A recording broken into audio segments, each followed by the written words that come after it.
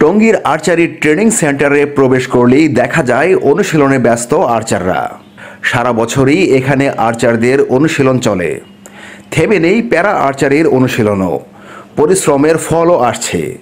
আন্তর্জাতিক অঙ্গনে বাংলাদেশকে সবচেয়ে বেশি পদক এনে দিয়েছে আর্চারি।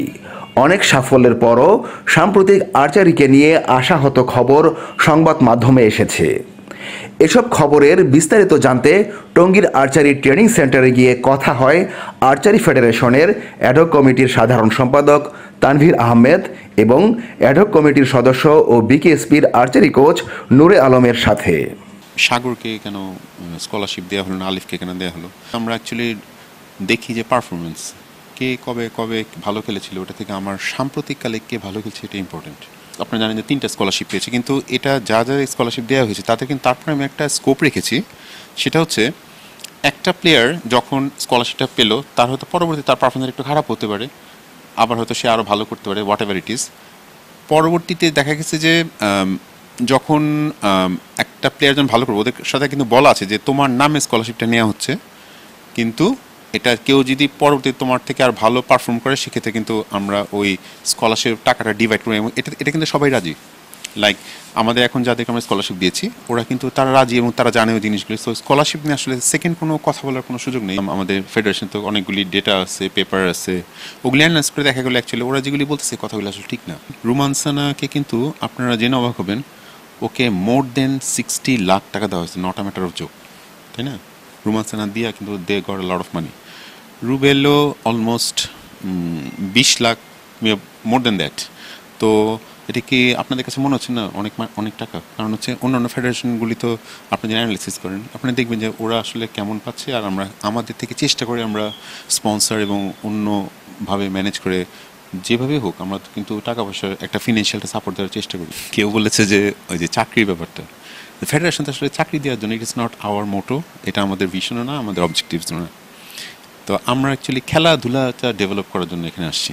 এটা কিন্তু আমাদের কোথাও কনস্টিটিউশন লেখা ওকে চাকরি দিতে হবে, কারণ এটা ফেডারেশন হচ্ছে non profit organisation, so it's not our responsibility. তারপরেও আপনি আরও ইন্টারেস্টিং ঘটনা হচ্ছে আমাদের আর্চাররা, আপনি যদি দেখেন লাস্ট 10-12 ইয়ার্সে মোর দেন 70 to 80 অ্যাথলিটকে আমরা আর্চারকে আমরা কিন্তু প্রোভাইড করেছি। আনসারে, ভিডিপি, এয়ারফোর্স, পুলিশ, তো আমরাই ওদেরকে নার্সিং করে বড় করে ওদেরকে ওই জায়গাগুলো প্রোভাইড করতে পেরেছি। তো আমার মনে হয় সব প্লেয়ারদের কৃতজ্ঞতা থাকা উচিত ফেডারেশনের প্রতি। একটু দেখেন আমাদের ন্যাশনাল টিমে কিংবা যারা বড় আছে তাদের একজনও কি চাকরি ছাড়া আছে? এটা কিন্তু বিরল বাংলাদেশে ফেডারেশনগুলিতে, তাই না? আর হ্যাঁ, যারা এখন বলছে আমাদের ভবিষ্যৎ এটা নাই, ওইটা নাই, সেটা নাই, দে are starting on intermediate level. তো ওদের এখন ওই ভবিষ্যৎ নিয়ে কী হবে না এটা এখন তো ওদের চিন্তা করা আসলেই না। পড়াশোনা আছে, এটা আছে। এবং আপনাদেরকে একটা ইনফরমেশন দিই, বেশ কিছুদিন আগে থেকে, অনেক আগে থেকেই বাংলাদেশ আর্চারি ফেডারেশন এখানে যারা বেশিরভাগই তো ইয়াং, ওদের পড়াশোনার জন্য ওরা সারাদিন এখানে প্র্যাকটিস করে, কিন্তু ওদের পড়াশোনার একটা ব্যাপার আছে। এখানে কিন্তু আমরা মোর দেন 25,000 টাকা দিয়ে শুধু টিচার রাখছি পড়াশোনা করার জন্য। যে 8-এ 9-এ 10-এর বাচ্চারা আছে, শুধু খেলাধুলা তো না, পাশাপাশি পড়াশোনা করতে হবে। যে সাগরকে নিয়ে বলা হয়েছে সে চাকরি খুঁজতেছে, এই কথাটা আমি কোনোভাবেই মানতে পারি না। কারণ বিকেএসপির ডিজি মহোদয় অলরেডি সব মিডিয়ারে জানাইছে যে তাদের 36 সাল পর্যন্ত বিকেএসপি একটা চুক্তিতে যাবে এবং তাদের প্রতি মাসে আলিফ এবং সাগরকে 30,000 টাকা বেতন দিবে, তাদের পুরা থাকা খাওয়ার ব্যবস্থা করবে, ইনস্ট্রুমেন্ট দিবে, ট্রেনিংয়ের ব্যবস্থা করবে, একই সাথে তাদের উৎসব ভাতা এবং অন্যান্য সুযোগ সুবিধা দিবে। এবং তারা যদি পর্যায়ক্রমে আরও ভালো করে তাদের এই সুযোগ সুবিধা আরও বৃদ্ধি করা হবে। এটা কিন্তু তাদেরকে বারবার বলা হয়েছে। তারা এখনও বিকেএসপির স্টুডেন্ট, এখনও পরীক্ষা শেষ হয় নাই। তো তাইলে তাদের চাকরি খুঁজতেছে, তার মানে কি? এইটা তো ও নিজে থেকে বলছে কিনা এটাই হন আমার সন্দেহ হয়। ফেডারেশনে তো চাকরি দেওয়ার সুযোগ নেই। তো ফেডারেশনে যদি চাকরি দেওয়ার সুযোগ না থাকে, সুযোগ বাংলাদেশে স্পোর্টসে একমাত্র আনসার, আর্মি, এয়ারফোর্স, নেভি। নেভিতে আর্চারি চালু নাই, বাকিগুলোতে আর্চারি চালু আছে। তো যে আর্চারগুলো ভালো করতেছে তাদের কিন্তু বিকেএসপি থেকে বেরোনোর সাথে সাথে বা যে কোনো জায়গাতে আসার সাথে সাথে এদের মধ্যে প্রতিযোগিতা চলে কাকে নিবে কাকে নিবে না। এখন বাংলাদেশের যতগুলো স্পোর্টস আছে কোনোটাই কিন্তু সারা বছর ক্যাম্প চলে না, একমাত্র আর্চারিতে সারা বছর ক্যাম্প চলে। এখন আমাদের আয়ের উৎস কী, ফেডারেশনের আয়ের উৎস কী, এটা কিন্তু জানতে হবে। এই স্পন্সর, তো স্পন্সর যে টাকাটা দিচ্ছে সেই টাকাটা কতটুকু দিচ্ছে। এখন এই যে কিছু কিছু প্লেয়ার বিদেশ চলে যাচ্ছে, আমরা রাখতে পারতেছি না।